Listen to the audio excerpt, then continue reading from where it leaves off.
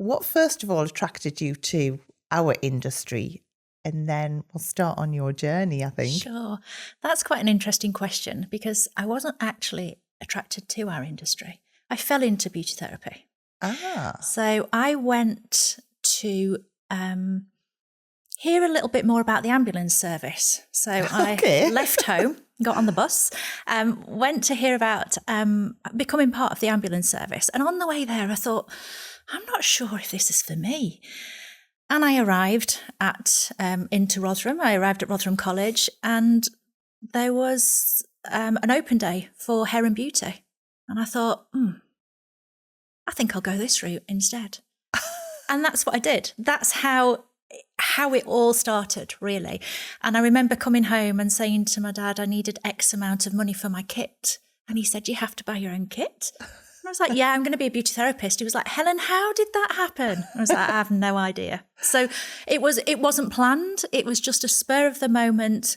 Oh, that looks interesting. Oh, this sounds really interesting. Actually, this is where I'm going to start. And if it becomes a career, it becomes a career. If it doesn't, I'll move on to the next stage and something will come from this. Oh, and that's where it all started.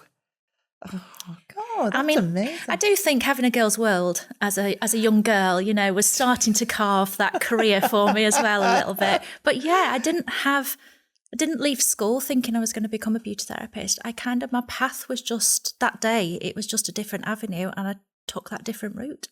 And I'm so glad I did. And how many years did you train for then? For beauty therapy. Beauty therapy. I did my 2-year normal qualification. Yeah. And then I left beauty therapy, went to work in industry. Yeah. And from that, I then went back to college and did my teacher training qualification. And then I taught for a couple of years. Oh, right. So again, unplanned. I was working in the industry and an ex-lecturer from college phoned me and said, we have a position available for a trainer assessor on reception and we will put you through your teacher training at the same time. Would you like to come back and work reception whilst doing your training? And again, that's what I did. I love how your journey's just been sort of like, there's obviously somebody looking after you, like totally. directing you the right route. Yeah. So then you went, you did that. Then what happened from there then? So I was teaching beauty therapy after I qualified with my trainer assessor award. And then I had this urging passion to work on the road. I wanted the freedom of just being out there on the road and still within the industry. And I wanted to go into sales. I love sales. I think sales is a natural part of everything that we do in everyday life, and it should be. And that's something that I'm really passionate of talking to my accounts about.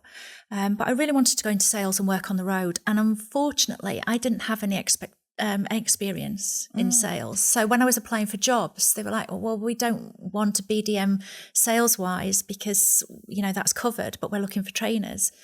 And I applied for a job with Gerrard International.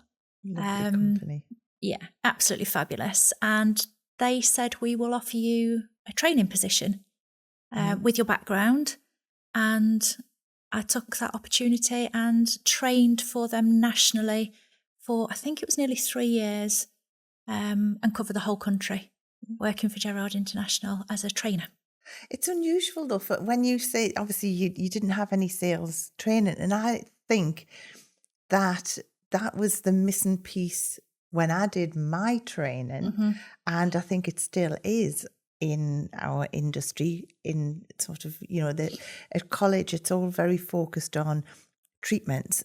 And the sales part is that extra, isn't it? Like retail and everything like that. So it's interesting that you left teaching wanting to go into sales. Yeah.